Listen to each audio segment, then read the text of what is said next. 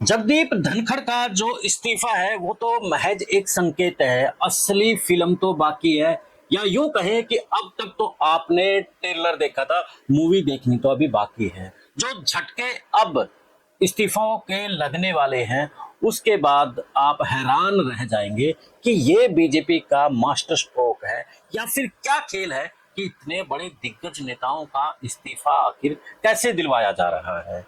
उसमें कौन कौन शामिल है, आखिर क्या रणनीति हो सकती है। क्या बीजेपी के बड़े नेताओं को सम्मानजनक उनको जो पद है उन ओहदों पर बिठाया जा रहा है, या फिर मुरली मनोहर जोशी के अलावा लाल कृष्ण आडवाणी की तरह नेताओं को मार्गदर्शन मंडल में भेजा जा रहा है।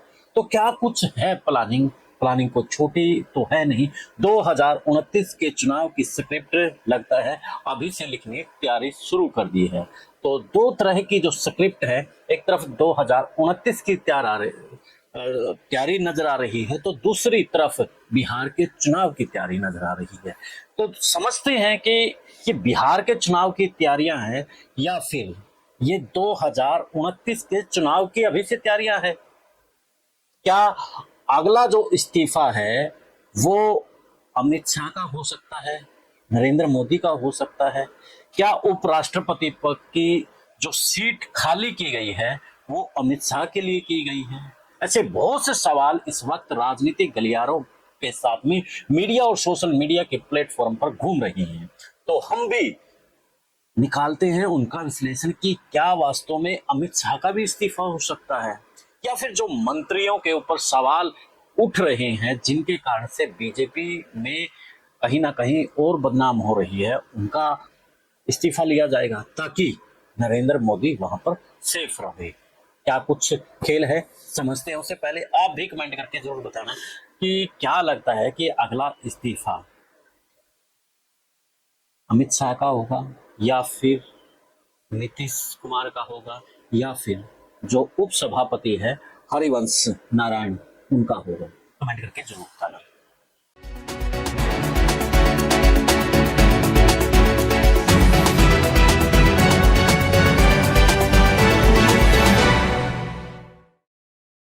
सभी का नमस्कार, राम राम। मैं कुलदीप खंडेलवाल, दा विश्व प्रेम नोच। आज का जो विषय है वो बड़ा तड़कता भड़कता है, और तड़कता भड़कता इसलिए है, सोचा भी नहीं था कि एकदम से ऐसा कुछ हो जाएगा।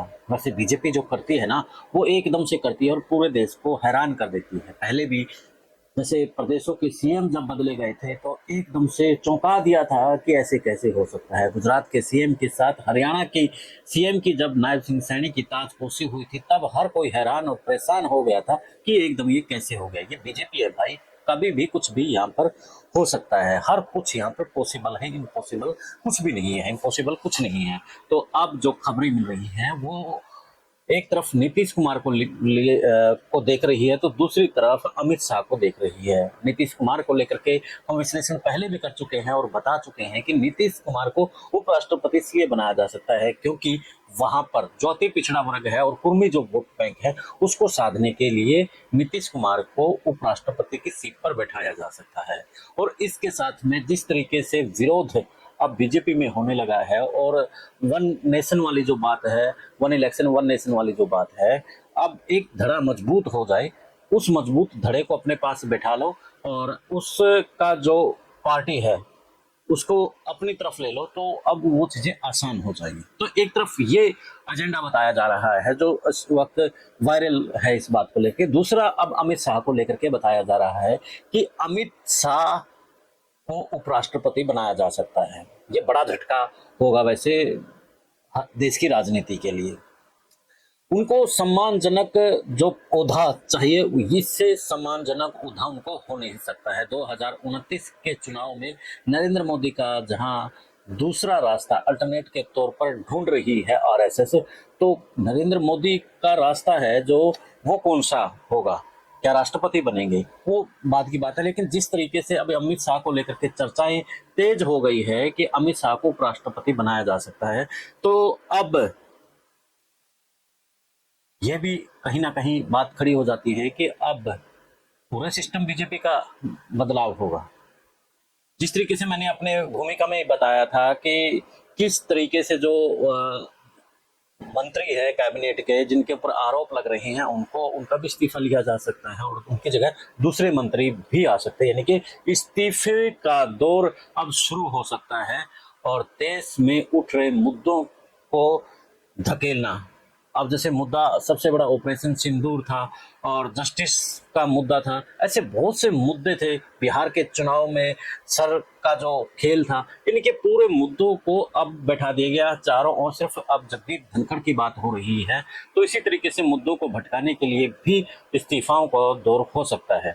वैसे उपराष्ट्रपति के जो पद है वहां पर अमित शाह को बैठाना कहीं ना कहीं लग रहा है कि उनके लिए सम्मानजनक हो सकता है, क्योंकि अब जो उत्तराधिकारी की बात हो रही है कि उत्तराधिकारी क्या अमित शाह हो गए, तो बहुत सी खबरें यही मिल रही है कि अमित शाह का बनाना बड़ा मुश्किल है। उस जो उत्तराधिकारी की दौड़ में शिवराज सिंह चौहान, मनोहर लाल खट्टर, योगी आदित्यनाथ और इसके अलावा 4-5 नाम और घूम रहे हैं। तो अमित शाह को भी अब एक सम्मानजनक रिटायरमेंट तो चाहिए, यानी कि क्योंकि रिटायरमेंट ही कहिए, जब उनको उपराष्ट्रपति वहां पर बैठा दिया जाएगा, उनको उपराष्ट्रपति बना दिया जाएगा, तो ऐसे में वो फिर बीजेपी के अंदर उस तरीके की इंटरफेयर नहीं कर पाएंगे जिस तरीके से अब कर रही हैं।